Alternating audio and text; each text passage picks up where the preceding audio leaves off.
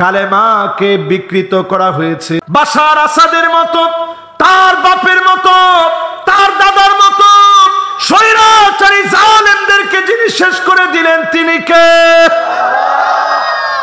আবার সময় আসবে, দিক দিগন্তে কালেমার পতাকা উড্ডীন হবে, ঠিক কিনা বলেন?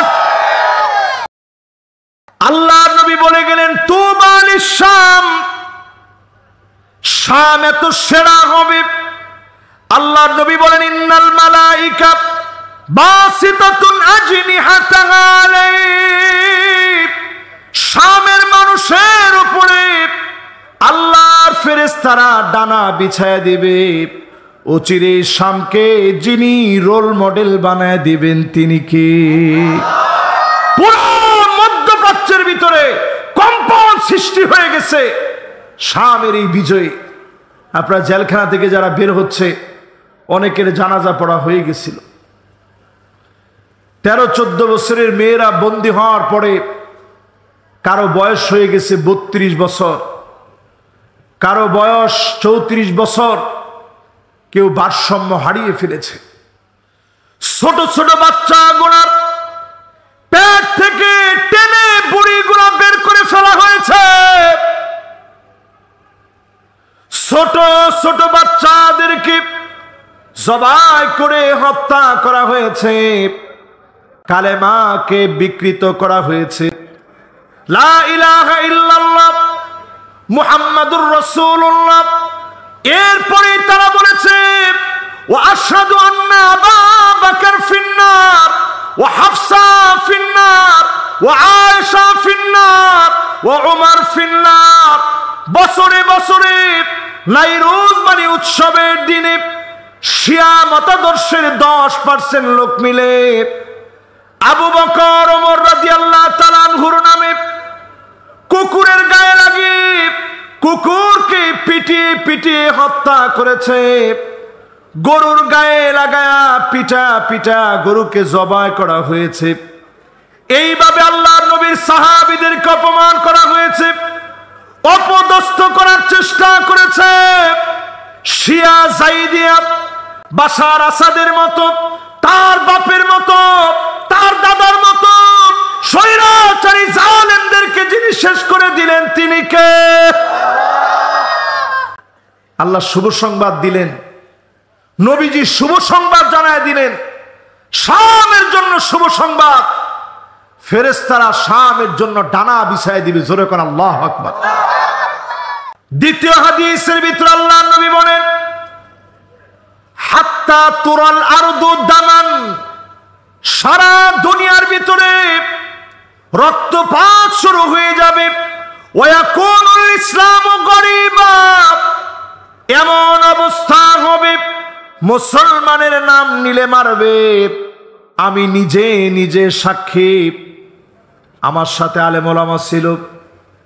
সৌদি আরবে গেলাম, ঠিক গারে হেরাতে নবী করিম সাল্লাল্লাহু আলাইহি ওয়াসাল্লাম যেখানে ধ্যানমগ্ন থাকতেন, আমার পরিষ্কার মনে আছে।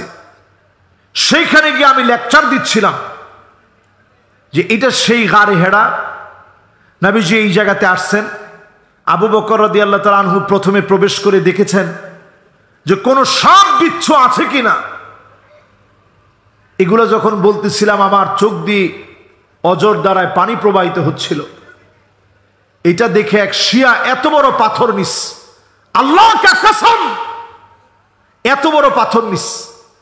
আমার সাথে মাওলানা মুস্তাফিজ রহমানী, তিনিও ছিলেন সেই সফরে।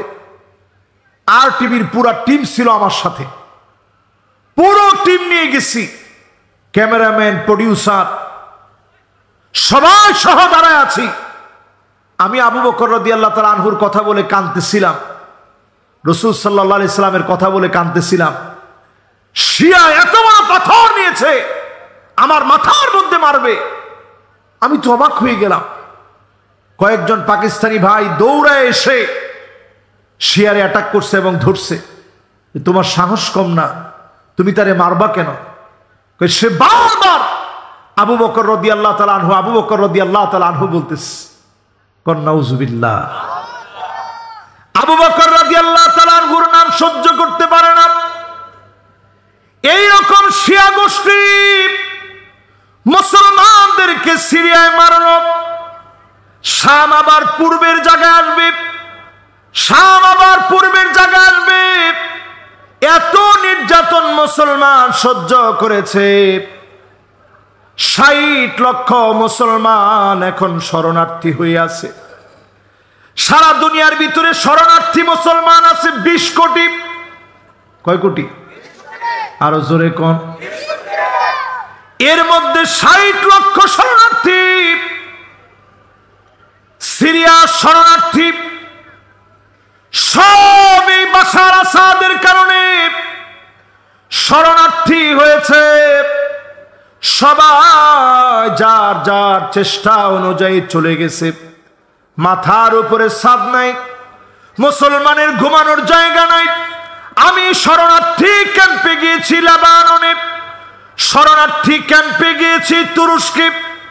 এমন মুসলমান দেখেছি পেট পিঠের সঙ্গে লেগে গিয়েছে, চোখগুলা কুঠুরির ভিতরে ঢুকে গেছে, ক্ষুধার যন্ত্রণায় চিৎকার করছে। মুসলমানদের এমন দুর্দিন আসবে, আল্লাহর নবী বললেন এরপরে যিনি মুসলমানদেরকে বিজয় দান করে দিবেন তিনি কে? কয় নাম্বার হাদিস গেছে? মাশাআল্লাহ। 2 এর পরে কত নাম্বার? এবার 3 নাম্বার হাদিসটা মনোযোগ সহকারে শোনেন। কত নাম্বার? 3 নম্বরে আল্লাহর হাবিব বলেন আকরুদারিল মুমিনিন, মুমিনদের সবচেয়ে নির্ভরযোগ্য জায়গা হবে শাম। কিয়ামতের আগে মুমিনরা শামের দিকে পাড়ি দিবে, সিরিয়ায় যাবে, লেবাননে যাবে, জর্ডানে যাবে, এমনকি মুসলমানেরা ফিলিস্তিনে যাবে। এই ভূখণ্ড গুলাকে মুসলমানদের মার্কাজ যিনি বানায় দিবেন তিনি কে? কত নাম্বার? 3 নাম্বার শেষ। এবার কত নাম্বার? 4 নাম্বার হাদিস। নবী সাল্লাল্লাহু আলাইহি ওয়াসাল্লাম 4th নম্বরে আল্লাহুম্মা বারিক লানা ফি শামিনা, শামের জন্য দোয়া করলেন, আল্লাহ শামের চারপাশে আপনি বরকত দিয়ে দেন। নবীজি বারবার শামের জন্য দোয়া করলেন। শামের জন্য নবীজি কাঁদলেন, চোখের পানি ফেললেন। আজকে যেই সিরিয়ার বিজয় হলো, জর্ডান শক্তিশালী হবে, লেবানন সংঘবদ্ধ হবে, ফিলিস্তিন চাঙ্গা হবে, জুলুমের অত্যাচারের নিপীড়নের অবসান ঘটবে। ইল্লা আদখালাহুল্লাহু কালিমাতাল ইসলাম, আবার সময় আসবে দিক দিগন্তে কালেমার পতাকা উড্ডীন হবে। ঠিক কিনা বলেন? কয় নাম্বার বললাম? সবাই কোন? 4 নাম্বারের পরে জানি কয় নাম্বার হয়? এবার 5 নাম্বারটা কি শুনবেন না আগে ভাগে বাইর যাবেন? এবার 5 নাম্বারটা শুনেন। আপনারা শুনলেই চিন্তা করবেন যে রাসূল কি কয়ে গেছে শামের ব্যাপারে। আল্লাহর নবী, বিশ্ব নবী, নবী কুলের সম্রাট বারবার আমাদেরকে সতর্ক করে গেলেন, শাম হবে মাহশার, মানুষকে একত্রিত করবে। শাম হবে মানসার, এই জায়গার দিকে মানুষ আকৃষ্ট হয়ে আসবে। মোমেনদের জাগার জায়গা হবে, মোমেনদের যাওয়ার জায়গা হবে এই শাম, মোমেনদের জায়গা হবে এই শাম। আল্লাহ নবী, বিশ্ব নবী বলে গেলেন। কাজী এই কথা স্পষ্ট জেনে রাখে, শামের বিজয় কেউ ছিনিয়ে নিতে পারবে না। আগামী দিনে অবশ্যই যিনি বিজয় দিবেন তিনি কে?